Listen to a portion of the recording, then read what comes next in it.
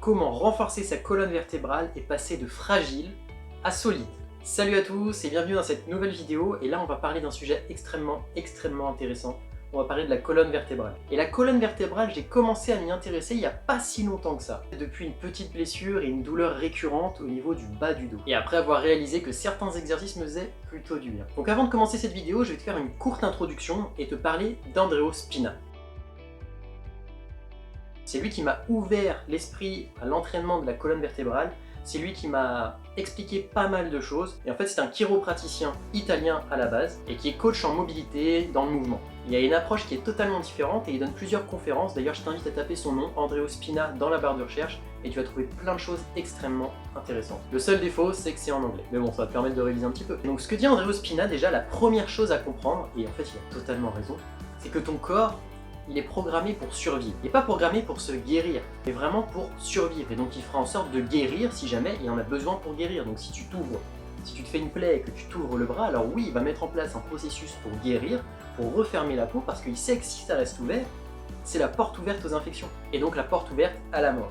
Maintenant prenons le cas d'une articulation. Admettons, tu te blesses au niveau du coude et tu es limité au niveau de la mobilité. Là, à partir de là, tu vois, tu commences à avoir mal. Ton corps, qu'est-ce qu'il va se dire? C'est pas une fonction vitale. Donc en fait, si tu commences à l'immobiliser, ton corps, il va se dire quoi? Il va se dire, ok, je vois que ce bras-là, je ne l'utilise plus, et donc, je n'en ai plus besoin. Et ouais, il va pas se prendre la tête, les gars. Et s'il se dit qu'il en a plus besoin, qu'est-ce qui va se passer? Bah, il va arrêter de le nourrir, il va garder tous ses nutriments, toute l'énergie que tu lui donnes pour le reste, pour pouvoir survivre réellement. Ok, donc si tu le mobilises, t'as compris, c'est la galère. Par contre, si tu continues à le mobiliser dans toutes ses fonctions de manière progressive sans aller plus loin que la douleur, alors tu vas stimuler les bonnes cellules, les bons tissus profonds de tes muscles, et ton cerveau va se dire ok, j'ai besoin de ça, il faut absolument que je le répare et que je continue de l'utiliser. Et là tu vas récupérer ta mobilité, et tout ça, ça peut mettre moins de temps que ce que tu penses. En fait l'idée, c'est comme quand tu entraînes tes biceps. Quand tu entraînes tes biceps, tu vas stimuler tes tissus superficiels, parce que les biceps sont des muscles visibles, des muscles que tu peux contracter hyper facilement. C'est les tissus superficiels qui sont vraiment tout en haut de la chaîne.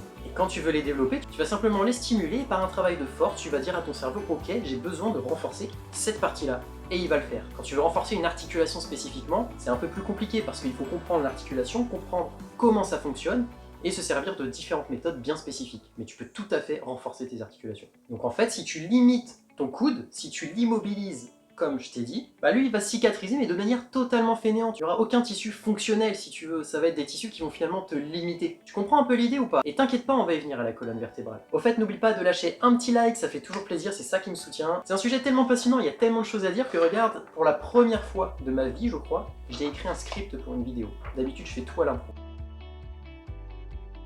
Ok, donc on en vient à la colonne vertébrale. La colonne vertébrale, c'est une multitude de petites articulations, si tu veux. Et la majorité des gens vont avoir peur de bouger leur colonne vertébrale. La colonne vertébrale, elle n'est pas faite pour rester gainée comme ça. Sinon, on aurait un os comme un fémur, par exemple, dans le dos pour rester droit, tu vois. Si on a plein de petites parties mobiles comme ça, qui bougent de quelques millimètres chacune, c'est pour pouvoir enrouler, dérouler, des deux côtés, etc. Donc aujourd'hui, dans la société moderne, on a un discours qui est totalement nocebo autour de la colonne vertébrale, autour du dos.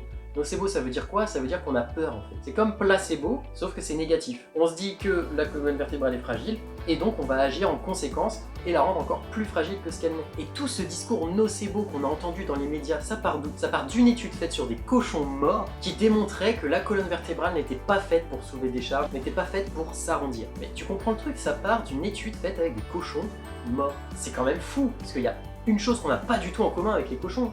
Bah déjà c'est qu'on est vivant, pour auquel il y en a d'autres, mais on est vivant. Et en fait le corps, je le répéterai jamais assez via mon compte Insta, etc. Mais le corps s'adapte. Si tu lui demandes de s'adapter, que tu stimules les bons tissus, alors ton corps s'adaptera. Et c'est ça qui est incroyable avec le corps. La colonne vertébrale, c'est 7 vertèbres cervicales. C'est 12 vertèbres dorsales et c'est 5 vertèbres lombaires. Je parlerai pas du sacrum parce que c'est soudé et ça nous intéresse pas. Et tout ça c'est vivant, ça veut dire que c'est relié au cerveau. Et que si tu commences à stimuler une vertèbre à un endroit spécifique, ton corps, ton cerveau va recevoir l'information et va envoyer un influx, va envoyer des nutriments pour solliciter cet endroit, pour le renforcer et pour le rendre plus mobile, plus fort. à partir du moment où toi, tu lui demandes. Donc avoir une colonne vertébrale en bonne santé, c'est quoi? C'est avoir une colonne, théoriquement, serait capable de s'enrouler vertèbre par vertèbre et se dérouler sur les côtés, etc. sans aucune douleur et de manière forte, avec une décharge, quoi. En ce moment, sur les réseaux, on voit beaucoup de personnes réaliser un Jefferson Curl, donc ce mouvement-là, avec des charges allant jusqu'à 160-200 kg. C'est énorme. Mais les gens qui font ça, ils sont allés tellement progressivement qu'en fait leur colonne est entraînée et elle est capable de faire ça. C'est ça qui est incroyable. Donc là, eux, ils ont une colonne vertébrale, mais en béton armé. Aujourd'hui, enrouler sa colonne vertèbre par vertèbre, la dérouler, vertèbre par vertèbre. Personne ne sait faire ça, ou quasiment personne, très peu de gens savent le faire. Il y a des gens sur les réseaux que je vois, leur colonne elle fait des vagues, c'est incroyable, impressionnant. Même moi je n'y arrive pas et je me suis intéressé à ça il n'y a pas si longtemps. En même temps on nous répète tellement, attention à ton dos, porte avec le dos droit, aïe t'as mal au dos, ouh attention à toi, ton dos est fragile. Il faut arrêter avec ça, le dos n'est pas fragile, il faut juste le renforcer comme toute articulation. C'est juste que c'est une articulation méga complexe en fait, il faut juste voir ça comme ça, comme une épaule. C'est méga complexe, quand t'as mal à l'épaule tu te dis pas ouh, attention, faut que j'arrête de la solliciter. Non, tu vas chercher à la renforcer. Et il faut bien comprendre une chose, c'est que quand t'as une douleur, quand t'as une blessure, c'est jamais fatal. Pourquoi? Parce que, encore une fois, on y revient. Le corps est vivant, le corps humain s'adapte en fonction de ce que toi tu lui demandes. C'est toi qui es maître de ton corps. Ok, donc maintenant je vais te présenter 5 exercices qui vont te permettre d'entraîner ta colonne vertébrale et qui du coup vont te permettre d'entraîner tes abdos et tes lombaires. Et là pour le coup on sera sur des mouvements fonctionnels comme on peut le dire.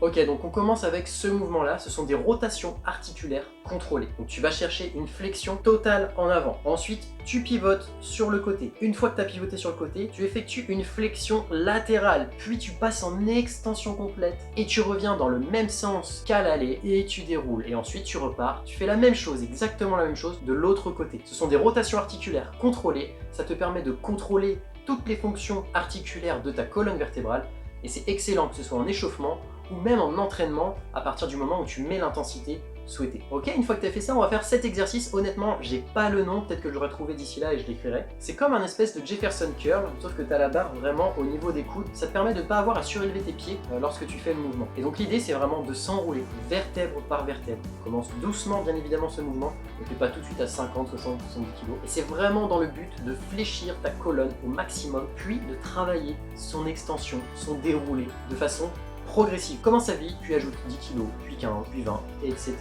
Vas-y progressivement encore une fois, hein. Surtout ne fais pas l'idiot. Le quatrième exercice que j'aimerais te conseiller, c'est le side bend à la barre. Mais attention, faut pas le faire n'importe comment. T'as juste à mettre la barre sur ton dos, tu la décales d'un côté, comme ça t'as un effet de levier qui va se créer, t'as pas besoin de mettre une charge énorme, t'as juste à contrôler ta descente, puis tu remontes, contrôle ta descente et tu remontes, et ensuite tu passes à l'autre côté, tout simplement. Et le cinquième exercice, c'est un exercice que j'aime énormément, je le réalise tout le temps en guise d'échauffement par exemple. Pareil, j'ai pas trop le nom de cet exercice, mais en fait c'est simplement des dos ronds, dos creux, dos rond, dos creux avec un élastique. L'élastique va te permettre d'ajouter une résistance et de travailler en flexion. En fait, c'est toi qui vas aller chercher la flexion de ta colonne, contrairement au Jefferson Curl que je t'ai présenté juste avant. Et là, quand tu fais cet exercice-là, bien évidemment, tu visualises vertèbre par vertèbre. Tu fais pas juste dos rond, dos creux, bêtement. Non, non, non. Je veux vraiment que tu commences par tes vertèbres lombaires. Tu remontes sur les dorsales et ensuite les cervicales. Et quand tu reviens dans l'autre sens, tu fais exactement pareil.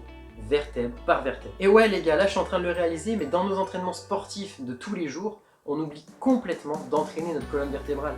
On entraîne les lombaires, on entraîne leur force isométrique, donc par exemple sur un soulevé de terre, sur un squat, voilà, on cherche à avoir le dos le plus droit possible, donc c'est très bien, c'est notre gainage qu'on va travailler, mais on n'a aucun exercice qui travaille notre colonne vertébrale réellement en fait. J'ai très longtemps cru qu'on devait faire comme ça, qu'on ne pouvait surtout pas entraîner sa colonne vertébrale en flexion, en extension. Mais là aujourd'hui je suis en train de changer ça, et j'y vais progressivement et mon objectif ça va être de te montrer l'évolution et de te prouver que tout ça est totalement réel. En tout cas moi j'ai commencé cet entraînement il y a quelques semaines et ma douleur en bas du dos commence à évoluer et à s'atténuer surtout. Et donc ça me rend plutôt confiant pour la suite, en tout cas je te partagerai tout ça et je vais y aller vraiment progressivement. Parce que même si j'ai très confiance en mon dos et en mon corps, bah on va quand même y aller progressivement et je te tiendrai au courant. Et si la vidéo t'a plu, n'hésite pas à t'abonner et à cliquer sur la petite cloche pour avoir des notifications. Allez,